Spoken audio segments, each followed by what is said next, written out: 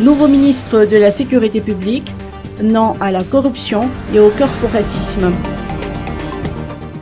Le nouveau ministre de la Sécurité publique, le contrôleur général, Ranjanarson Fanmezantsu Rodelis, a mis les points sur la priorité de la police nationale après la passation de service entre lui et son prédécesseur, le contrôleur général, Fanmezantsu Roger.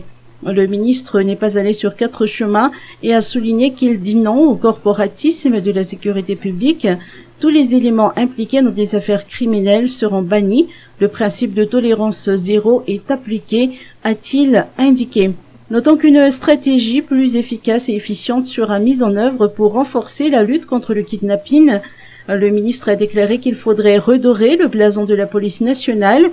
Il a ainsi souligné l'importance de restaurer la confiance de la population envers l'institution policière. Les actions doivent avoir un impact mesurable sur la vie de la population au quotidien.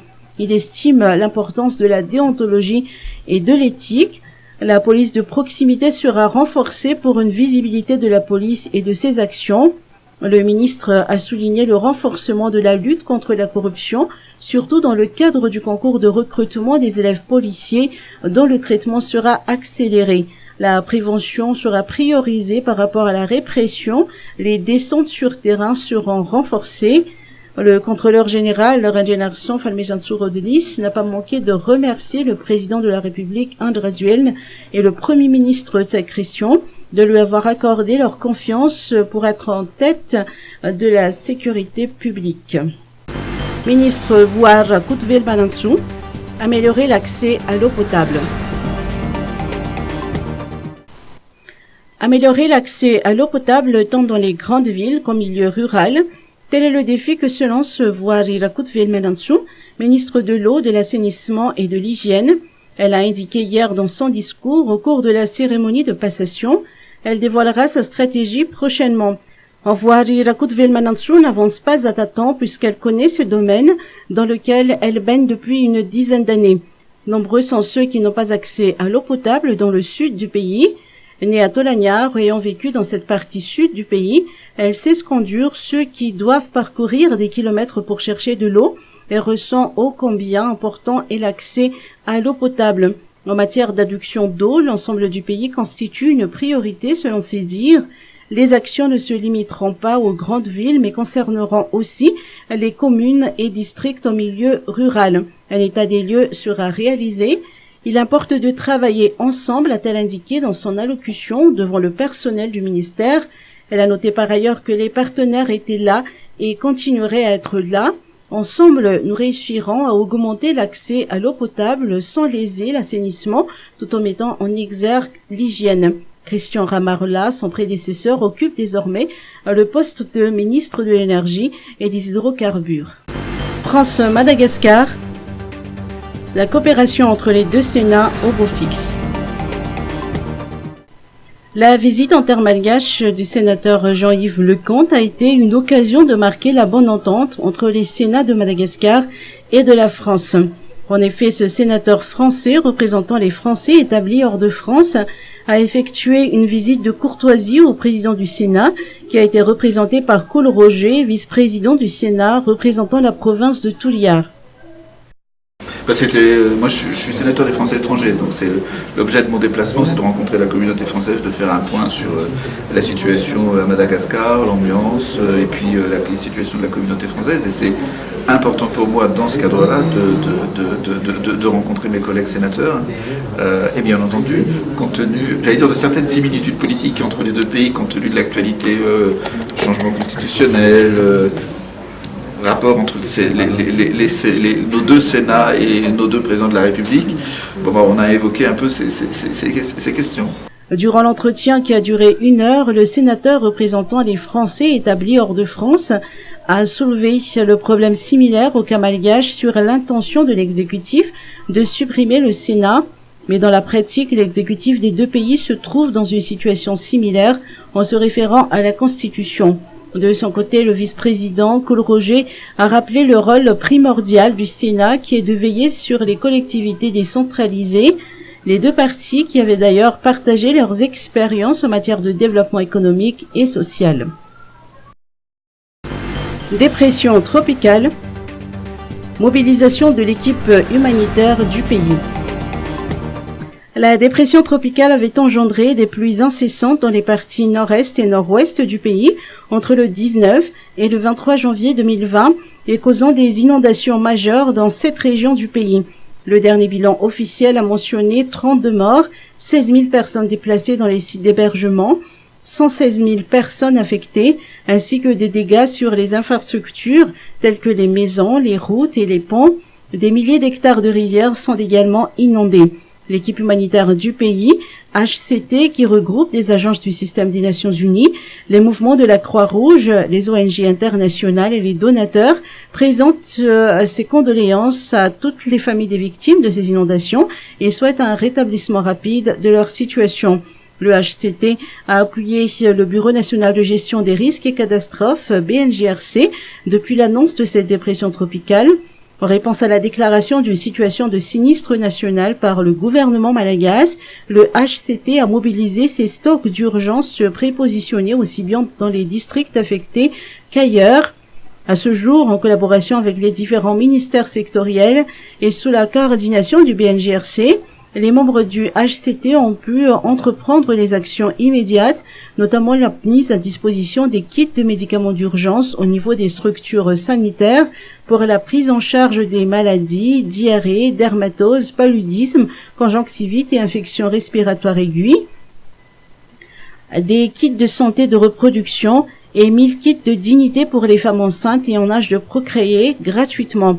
Il convient d'indiquer qu'un kit de médicaments d'urgence couvre 1000 personnes et un kit de santé reproductive couvre 2000 personnes pendant 3 mois. Par ailleurs, la distribution des produits de traitement et de purification d'eau en faveur de 80 000 personnes est en cours. 88 salles de classe temporaires sont en cours d'acheminement pour assurer la reprise des cours de 4000 élèves. Des appuis psychosociaux ont été menés à Majunga 1 pour 638 enfants. Cette activité va s'étendre vers les autres districts affectés. 2650 ménages ont bénéficié de kits cuisine et 108 tonnes de vivres sont en cours de mobilisation pour une assistance alimentaire pendant 15 jours pour les personnes déplacées et affectées.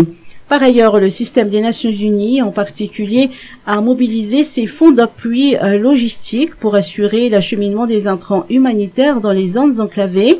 La Croix-Rouge Malagasy a activé aussi ses fonds d'urgence qui ciblera 1000 ménages pour des activités sanitaires, de réhabilitation des maisons et d'eau, hygiène et assainissement. Défense des consommateurs. Appel aux autorités compétentes.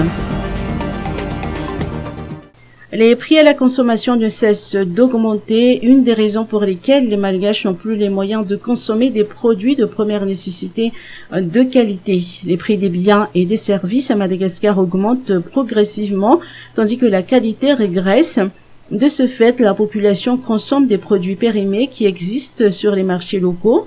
Ainsi, l'association Groupe d'action et de réflexion pour la défense des usagers et des consommateurs, GARDUC, œuvre dans la protection des consommateurs et des usagers avec la participation des partenaires techniques et financiers tels que les membres des différents opérateurs économiques à Madagascar. Selon le GARDUC, les membres de cette association participent activement au contrôle des produits au niveau du marché afin de mener une enquête et une investigation pour éliminer la consommation des produits périmés à Madagascar.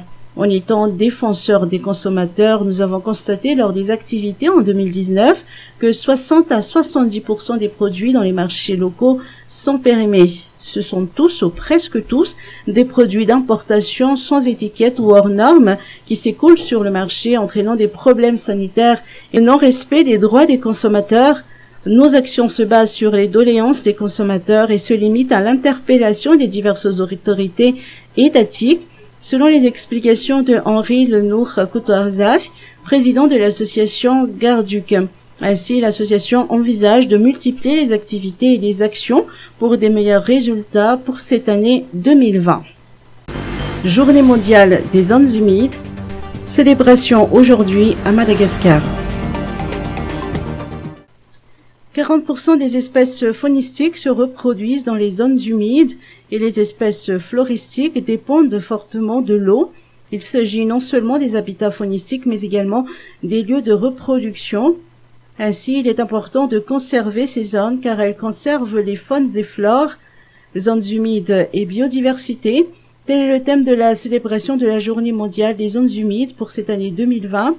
Madagascar n'a pas manqué de célébrer cette journée, une célébration un peu en avance, en tant que pays membre de la Convention de Ramsar.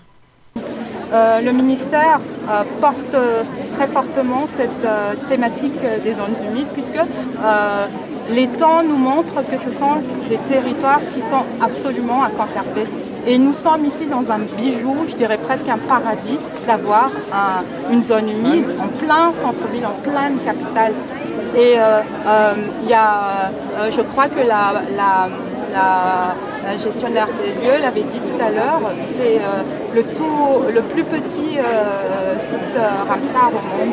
Donc il y a vraiment une fierté pour moi, je suis très fière d'être là aujourd'hui et de montrer que le ministère porte très haut ces questions-là, montrer également aux populations, faire vraiment de la pédagogie pour montrer qu'il y a une priorisation à faire sur ce genre de site parce qu'il y a, ce que je disais tout à l'heure, une approche systémique, il faut qu'on fonctionne et on réfléchisse en fonction de l'écosystème.